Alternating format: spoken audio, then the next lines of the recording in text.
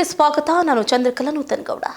ಇತಿಹಾಸ ಬರೆದ ಜೆನ್ಸಿ ಒಂದು ಪ್ರಶ್ನೆ ಪತ್ರಿಕೆ ಸೋರಿಕೆ, ಲಕ್ಷಾಂತರ ವಿದ್ಯಾರ್ಥಿಗಳ ಭವಿಷ್ಯದ ಪ್ರಶ್ನೆ. ಅದರಿಂದ ಆರಂಭ ಆದ ಆಕ್ರೋಶ ಕೊನೆಗೆ ಕೇಂದ್ರ ಸಚಿವರ ರಾಜೀನಾಮೆವರೆಗೆ ತಲುಪಿದೆ.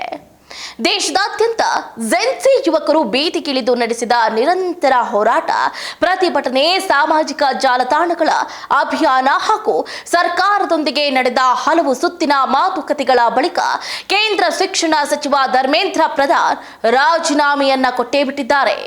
ಇದು ವಿದ್ಯಾರ್ಥಿ ಶಕ್ತಿಯ ಗೆಲುವ ಅಥವಾ ಸರ್ಕಾರದ ರಾಜಕೀಯ ತಂತ್ರವ? ಸಂಪೂರ್ಣ ವರದಿ ಎಲ್ಲಿದೆ ನೋಡಿ. ಜೆನ್ಸೆಡ್ಗಳಿಗೆ ಮಣಿದ ಕೇಂದ್ರ, ವಿದ್ಯಾರ್ಥಿ ಶಕ್ತಿಯ ಮುಂದೆ ಸಚಿವ ಸ್ಥಾನ ತ್ಯಾಗ. ಯುವ ಸಮೂಹಕ್ಕೆ ಅತಿದೊಡ್ಡ ಗೆಲುವು, ಮಂಡಿಯೂರಿದ ಕೇಂದ್ರ. ಒಂದು ರಾಷ್ಟ್ರವ್ಯಾಪಿ ಹೋರಾಟ, ಒಬ್ಬ ಕೇಂದ್ರ ಸಚಿವರ ರಾಜೀನಾಮೆ.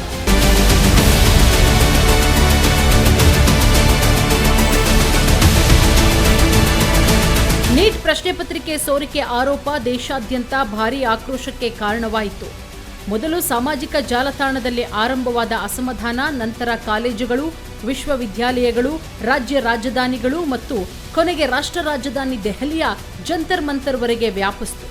ಸಾವಿರಾರು ವಿದ್ಯಾರ್ಥಿಗಳು ಒಂದೇ ಬೇಡಿಕೆ ಮುಂದಿಟ್ಟರು: ಜವಾಬ್ದಾರಿ ತೆಗೆದುಕೊಳ್ಳಿ, ಶಿಕ್ಷಣ ವ್ಯವಸ್ಥೆ ಉಳಿಸಿ, ಶಿಕ್ಷಣ ಸಚಿವರು ರಾಜೀನಾಮೆ ನೀಡಿ. ಕಳೆದ ಹಲವಾರು ವಾರಗಳಿಂದ ದೇಶದ ವಿವಿಧ ಭಾಗಗಳಲ್ಲಿ ಪ್ರತಿಭಟನೆ ಮುಂದುವರೆದಿತ್ತು.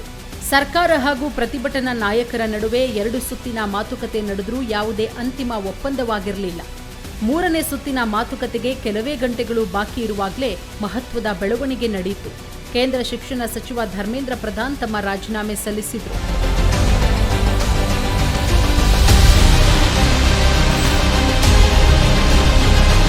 ಪ್ರಧಾನಿ ನರೇಂದ್ರ ಮೋದಿ ಅವರಿಗೆ ಸಲ್ಲಿಸಿದ 2 ಪುಟಗಳ ಪತ್ರದಲ್ಲಿ ಧರ್ಮೇಂದ್ರ ಪ್ರಧಾನ್ ಈ ವಿಚಾರವನ್ನ ರಾಷ್ಟ್ರ ವಿರೋಧಿ ಶಕ್ತಿಗಳು ದುರುಪಯೋಗಪಡಿಸಿಕೊಳ್ಳದಂತೆ ಹಾಗೂ ದೇಶದ ಹಿತಾಸಕ್ತಿಯನ್ನ ಗಮನದಲ್ಲಿಟ್ಟುಕೊಂಡು ಹುದ್ದೆಯಿಂದ ಕೆಳಗಿಳಿತಾ ಇದ್ದೇನೆ ಅಂತ ಉಲ್ಲೇಖಿಸಿದ್ದಾರೆ.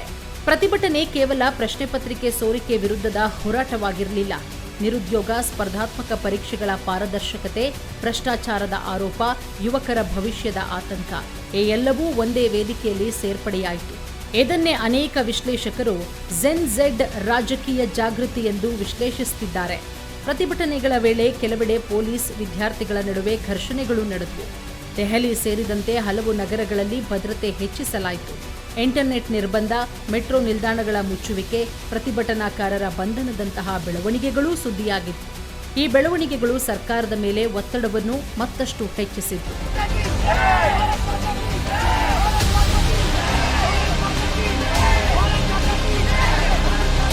ರಾಜೀನಾಮೆ ಹೊರಬೀಳ್ತಾ ಇದ್ದಂತೆ ವಿದ್ಯಾರ್ಥಿ ಸಂಘಟನೆ ಹಾಗೂ ಪ್ರತಿಭಟನಾ ಸಂಘಟಕರು ಇದನ್ನ ಯುವಶಕ್ತಿಯ ಗೆಲುವು ಅಂತ ಬಣ್ಣಿಸಿದ್ರು. ಆದರೆ ರಾಜಕೀಯ ವಲಯದಲ್ಲಿ ಈ ಬೆಳವಣಿಗೆಯನ್ನ ಬೇರೆ ಬೇರೆ ರೀತಿಯಲ್ಲಿ ವಿಶ್ಲೇಷಣೆ ಮಾಡಲಾಗ್ತಿದೆ. ಕೆಲವರು ಇದನ್ನ ನೈತಿಕ ಹೊಣೆಗಾರಿಕೆಯ ನಿರ್ಧಾರ ಅಂತ ಹೇಳಿದ್ರೆ, ಇನ್ನು ಕೆಲವರು ಸರ್ಕಾರದ ಮೇಲಿದ್ದ ಸಾರ್ವಜನಿಕ ಒತ್ತಡದ ಪರಿಣಾಮ ಅಂತ ಅಭಿಪ್ರಾಯಪಟ್ಟಿದ್ದಾರೆ.